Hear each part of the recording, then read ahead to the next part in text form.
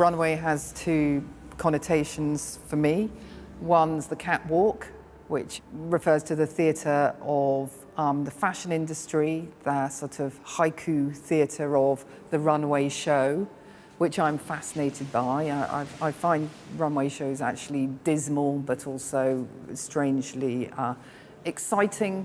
And then also runway, as in the launch pad for an aircraft. Funny enough, I've just thought of a third reason, which is the sort of runway of the exhibition space. So referring to a collection of costumes or clothes, and in many ways these are wearable sculptures or sculptures that you put yourself in and can try on.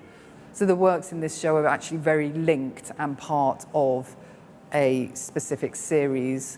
What I've tried to do with the lighting is create a theatrical mise en scene where the works are all suspended very specifically together.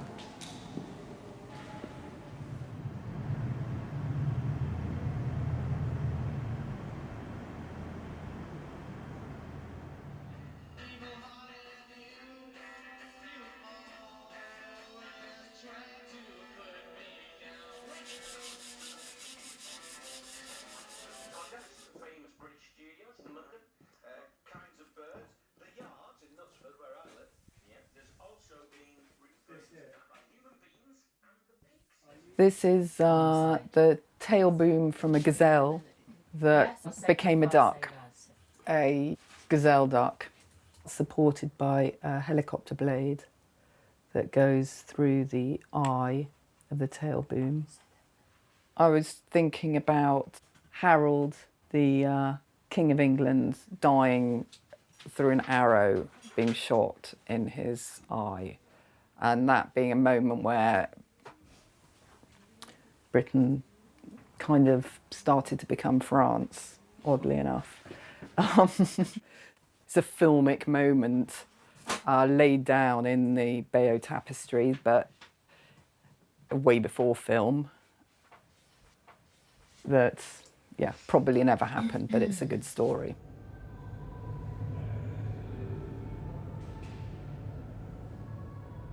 This exhibition's been brewing for several years. Hendrik's been over to the studio and we've talked about what the exhibition might and could possibly be. There was an understanding and a trust about what could possibly happen. And it did happen in a really, really beautiful way, but that takes some confidence and sort of calmness, actually, and trust. So, they're not things that you always get, not every day of the week. Zij drukt het begrip beeldend kunstenaar wel heel erg ver in de marge. Het zijn onmiskenbaar beelden. Het is onmiskenbaar een vorm van beeldend theater. Het is kunst met ballen, letterlijk en figuurlijk. Er gaat een enorme vitaliteit vanuit en een kracht zit erin die ik ontzettend aantrekkelijk vind. Terwijl ik er steeds niet precies de vinger op kan leggen. Net als ik denk van nou ben ik er, ontgaat het me weer een beetje. Als je hier ook rondloopt, dan zie je dat ze in staat is geweest om dingen in die tentoonstelling bijeen te brengen waarvan je echt denkt van hoe is het haar gelukt? Hoe kom je nou aan een rotorblad van een militaire helikopter? En niet één, maar meerdere.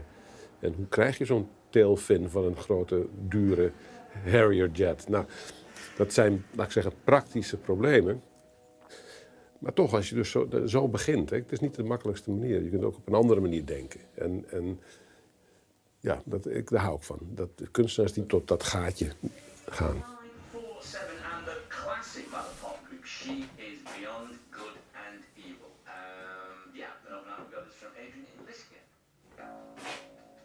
Talking about the show earlier, I was saying to Hendrik that it's about a fear of invasion, but that's on many levels. That fear is very tangible at this point in time. It's been very intense for us in the UK, wondering what Brexit's going to mean. But actually, I think there are elements of that fear and sensation running through most of the continent as well. notions of conflict, notions of complex identity, but also notions of sexuality, notions of fear of how we can and can't communicate. They all pervade the work. Various moments in this exhibition are collaborative works. I'd been asked to make a work with a London-based archive of modern conflict, which is a massive photographic library, really, of ephemeral photographic images that have something to do with conflict. But then the more I looked into the archive, the more I realised they didn't really have any photographs from here and now. And I thought it's interesting, this notion that conflict is elsewhere, but actually how is conflict motivated by us here and now? That's when I had the idea of photographing the City of London. It's like a sort of hermetic zone, and it has its own laws and its own culture, and it's all to do with the financial industry. And I asked Magnum photographer Paolo Pellegrin to photograph it as a conflict zone, so deploying his normal methodology. I asked him to follow the script of Heart of Darkness. Those photographs became the collaboration with the Archive of Modern Conflict, and I asked them to file them under Heart of Darkness.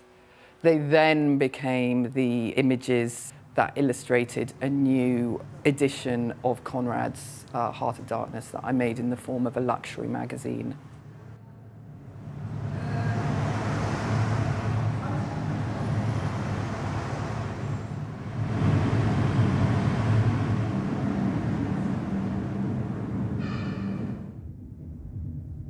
And that magazine, in turn, became the protagonist in a film called Phantom, a drone phantom trying to make an image, trying to document this magazine, but in the process, blowing it and chasing it and actually finally destroying it.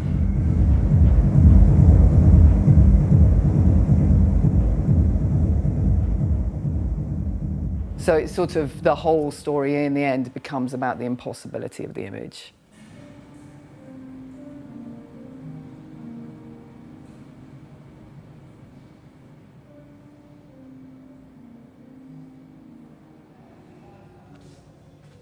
I got very into watching the Vietnam movies and realised that I couldn't make paintings from them at all.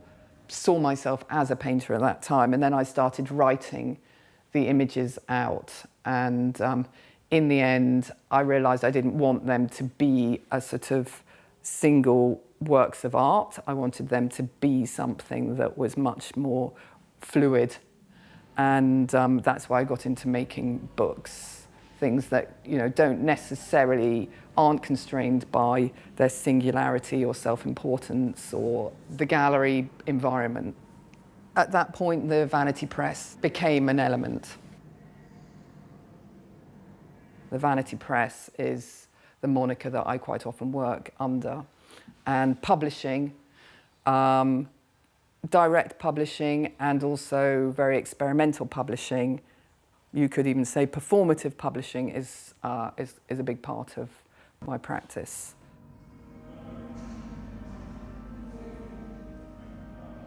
This is a rather masterful sketch of me here.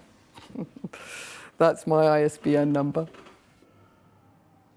I'm published under my own name, Fiona Banner, in an attempt to make a sort of living portrait biography of myself, and then that kicked off into a whole other project relating to the ISBN number as a kind of titling system and a sort of poetic form at times itself.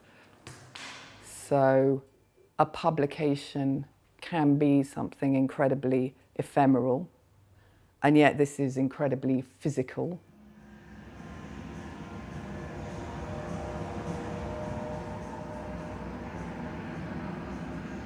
I think we're highly fetishistic about sculptural objects and art. In a way, we're also highly fetishistic about military hardware for many reasons. We're immensely drawn to it, but at the same time repelled by it. You know, I'm not an issue-based artist, I'm not a political artist in that sense, but I don't see how you could even make a drawing of a figure without taking on the political dimension of that.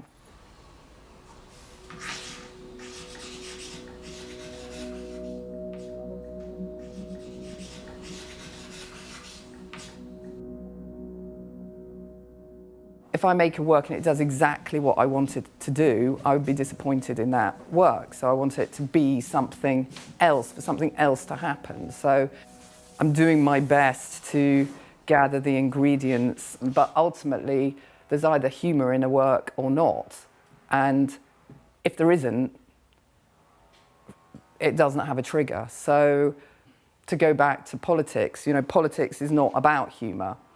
Whereas I feel that in art, that art is.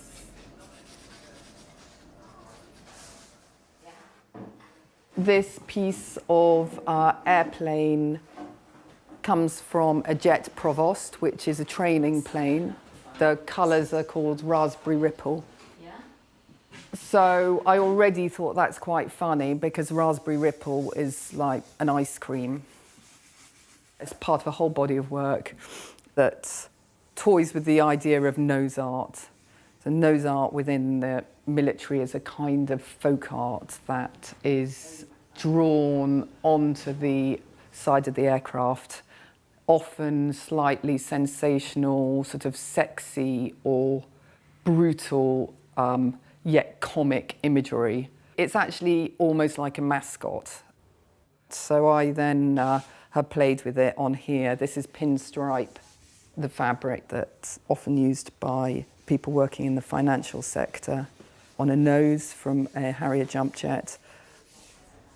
I liked the nose because I thought it's both the most heroic moment of the aircraft, because it's the bit that actually forges through the air, but it's also really absurd. And when you start looking at it, there's something endearing and almost comic about it. And then I put two together. Then they became like breasts or some kind of female armament even. So there's always that playing with the sexuality of the objects as well.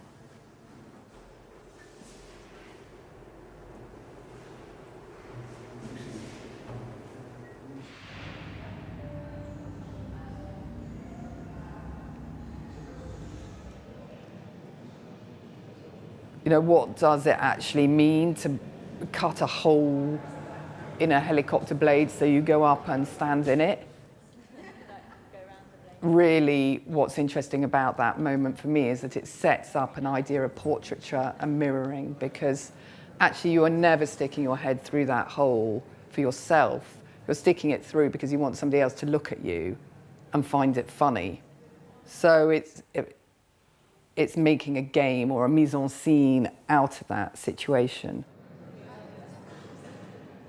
I think what we want from art is to see ourselves ultimately. And that's the scenario that the viewer walks into. The viewer is the person that enacts these works, that makes them happen.